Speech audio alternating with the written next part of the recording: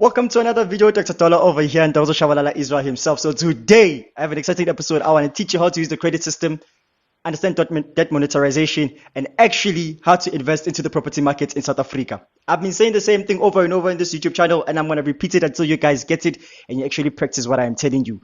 So the first thing that I want to tell you is this, right? We've all heard it. Our parents have been saying it, that go to school, get a job, get out of debt, pay your bills in time. But the truth is this. The secret that most rich people have in society is this: they are constantly in debt. They have millions and millions of dollars in debt. A typical example of a famous author, Robert Kiyosaki, the author of Rich Dad Poor Dad, has said something over and over in all his timeless interviews. He said, I am over $1 billion in debt. But I take debt to do what? To invest in property. He's been saying that same thing and people still don't get it. And today I actually want to explain some of the concepts to you that I need you to understand. So the first thing is, if you want to make money, you need to understand what money is. Money is debt, right? Over 95% of the currencies that we have in the world, right? They are all digital. By currencies, you need to understand what a currency is, first of all. A currency is a medium of exchange that's geographical, right? So we can have a currency in Spain, we can have a currency in Venezuela, we can have a currency in South Africa. But as long as it's not geographical, then we don't consider it to be a currency. So, as I said, that a currency has to be geographical. Typical currencies like the Zim dollar, the problem with them is this: they've experienced too much inflation. They've printed too much of the Zim dollar. Now, what leads to type of things like people printing too much of the currency? If the central bank gives bank orders that you can print this much of a currency, right? The government has no power to stop that. This is why even when you go to the bank and you tell them that you need 50,000 rand, the bank doesn't have that money. They need to go towards the central bank. Then the central bank gives them the $50,000. Then they charge you interest. Then the bank exchanges with the central bank for what? For government bonds. So where does this place you? After 1971, after Nixon said that the dollar has to be removed from the gold standard, you know what that meant? He said that we can print as much of the US dollar as you want because it's not backed by anything, because you need to understand that money was backed by gold at first. This is why it's called the promissory note, because if you had 2,000 rands worth of gold, I would give you a slip to say your gold is worth this amount, then you don't have to carry your gold. I'll simply store it for you, right? But after 1971, the whole banking system changed. This is why you need to understand the banking system. You can't be operating from the mentality that was before 1971, that I am saving money. So now, where are we going with this concept?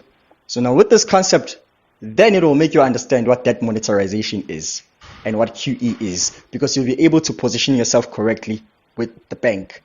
This is what you do. In your 20s, instead of you trying to work a 9 to 5 to make 50,000 rand or 100,000 rand for you to invest in a business, you can simply just approach the bank. This is why I constantly tell people that what you need to do, number one, build a relationship with the bank. If there is one business or if there is one business partner that you can't compromise a relationship with, is a partnership with the bank.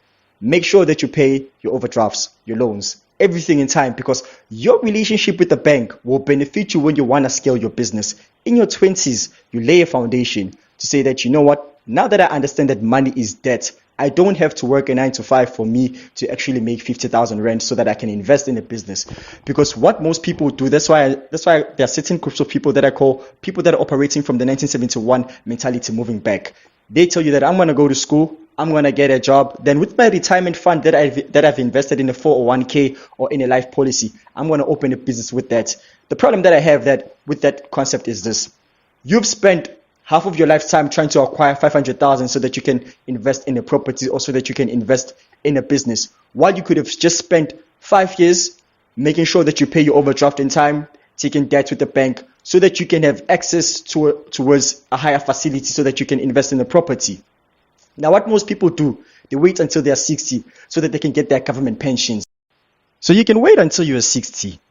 I don't have a problem, right? But that's a slow mentality. This is what you want to do. Once you have built your credit score and it's over 650 with the bank, then you can qualify for an overdraft of any amount that you want, depending on the amount of collaterals that you have.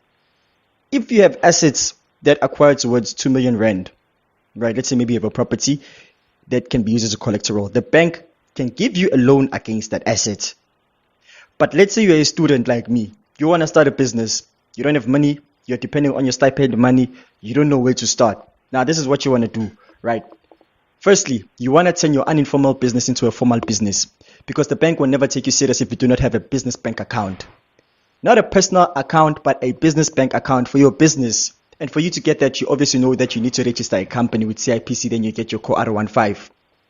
Once you get your certificates, you go to your accountant, they open a business account for you, right? You want to take the highest premium. This is only for students, right? If you're an employee, you can take another route because you have a pay slip. But if you're a student, then you want to take this route. Then once you see that, okay, you've opened your business account and you have your certificate that says that your business is registered and it's legally trading, you have your tax clearance, you have everything, right? Then you want to find any side hustle that will make you any amount that is above 3,501 rand. Because based on South African bank laws for a property, you just need 3,501 rand for you to get any type of property that is called a government subsidy property. That ranges from 100,000 max at any location. So this makes it easy for you to penetrate the property market, but you want to do it a smart way. Once you have your business and you are making 4,000 on a monthly basis, maybe you are selling sneakers, you're selling iPhones, whatever it is that you are selling, right? That amount needs to reflect first on your business account. Once that amount reflects on your business account, this is whereby you're building your profile with the bank. Once that amount reflects on your business account, you will pay yourself a salary of anything higher than 3,501 rand on a month-to-month basis, maybe for 3 months consecutively. That way, you've converted your business from being an uninformal business to a formal business. Then you qualify for what? You qualify for debt automatically at that time, because the bank sees that you are actually banking with us and that you actually have a salary.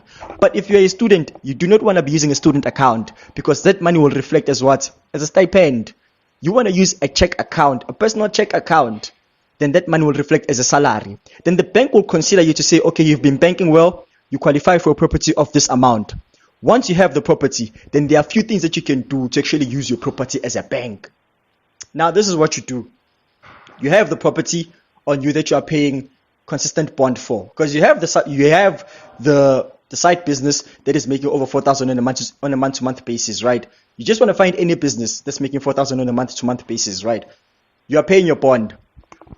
Now, you want to use your property. Get me? You want to use your property so that you can actually fund your lifestyle, or so that you can actually get another property. This is what you do. You go back to the same bank or to the same financial institution that granted you the bond. You tell them that, hey, look, I want to renovate the property. Most institutions like Absa, right? They give you 100% bank financing, meaning so you don't pay any deposit, plus an extra 5%, right? That extra 5%, let's say maybe you want a property for 100,000. That 100,000, they pay cash for it, even transfer fees, legal fees. They give an extra 5% so that you can renovate the property. Once you get that extra 5% increment that is going to be sent to you, you can renovate the property. That will increase the property in value after you've stayed on it for like 2 months, basically. It will increase the property in value. If the property was worth 100,000, after you've done landscaping, you've repainted the property, you've fixed here and there, the property will increase in value. You find that the property is now sitting on what? 200,000. So you can call a valuator, or you can call the bank to say, hey, look, please evaluate how much the property is worth. They will tell you that the property right now is worth 200,000, meaning to say you have equity of how much? 100,000 on the property. So since you're already in debt, understand, you're already in debt, you're a student, you have this property. The 100,000 that you will get from that property will be sent to you without it being taxed, because you're already in debt. Do you understand? That's the beauty of learning how to access the property market in South Africa. So once that 100,000 is sent to you, cash into your account that is not taxed because you are in debt, you can then use that 100,000 to fund your lifestyle, to buy whatever it is that you want, or you can put it as a deposit towards the next property that you want to have. But do you understand the trick there is? You need to learn how to turn your uninformal business into a formal business, then make anything higher than 3,501 rand on a month-to-month basis. Then the government will consider you for what? For a government property. To say, have this. At the same time, if you're smart enough with that 100,000, what you can do, you can turn that property into bachelor units. Then you start generating passive income out of that. But that's another video that we're going to explain on the next episode, on how to turn your property into bachelor units and how to start an IC, an investment club. But the main thing that I wanted to point out in this video is that you do not have to spend time trying to save 500,000 if you're a student right now so that you can invest in the property or in any business that you want. In your 20s, you want to build your credit with the bank because the bank has your dreams. The bank has the money. The bank prints over $1 billion on a day-to-day basis. As I say, that 95% of the world currencies that we see is digital, meaning to say the rest of the 5% towards 8%, it's just physical notes, meaning to say that the bank consistently prints money on a day-to-day basis. So that's what you want to do. You want to position yourself where the money is. Position yourself correctly with the bank. Build your credit score with the bank. Set the foundation right now for your business. Then once you want to scale up, then you want to go to the bank and take that facility or that overdraft so that you can scale up your business. But here's the problem. Someone else will look at this video and say, I don't want to go into debt. I don't want to go into debt. There are two reasons. Actually, three reasons why people don't want to go to debt. Number one, the beliefs that you were taught while you were growing up. They told you that debt is bad. So you constantly have those beliefs that debt is bad. Number two, you don't trust the product. If you were really 100% certain, sure, that Bitcoin was going to hit $2 million by next year, October, you're going to go to the bank and take as much overdraft as you can and invest in Bitcoin and hold because you are very much certain that Bitcoin will reach the certain amount by next year, October. But the reason why you're not doing that is because you do not trust the product. You don't trust that Bitcoin will reach that certain amount. The reason why you are scared of taking an overdraft on your business is because you do not trust your product. You don't trust that your product will actually work the way you anticipated that it will work. And it's a fair judgment. You understand? And the last reason why people don't actually want to go to the bank and take debt for their business is because they lack accountability. If you're not an accountable person, you want to make 2 million rand so that no one pinpoints you on what you did on that 200,000 or on that 2 million rand. But the bank will pinpoint you. They'll want to know the details of what you did. Where did you invest? What happened? Are you going to pay it back? You understand? The interest on it. This is why most people, they'll tell you that I don't want to go take money from the bank so that I can invest in the property or in any business because I'll have to pay it back. That's lack of accountability. You're not an accountable person. You can't be accountable with the amount of money that the bank is actually giving you. This is why you want to spend years trying to make that 2 million rand so that you can invest in the business only to find out that you're going to lose the business later on because you are not accountable. So in this video, I just explained a few things, but in the next video, we'll have a board.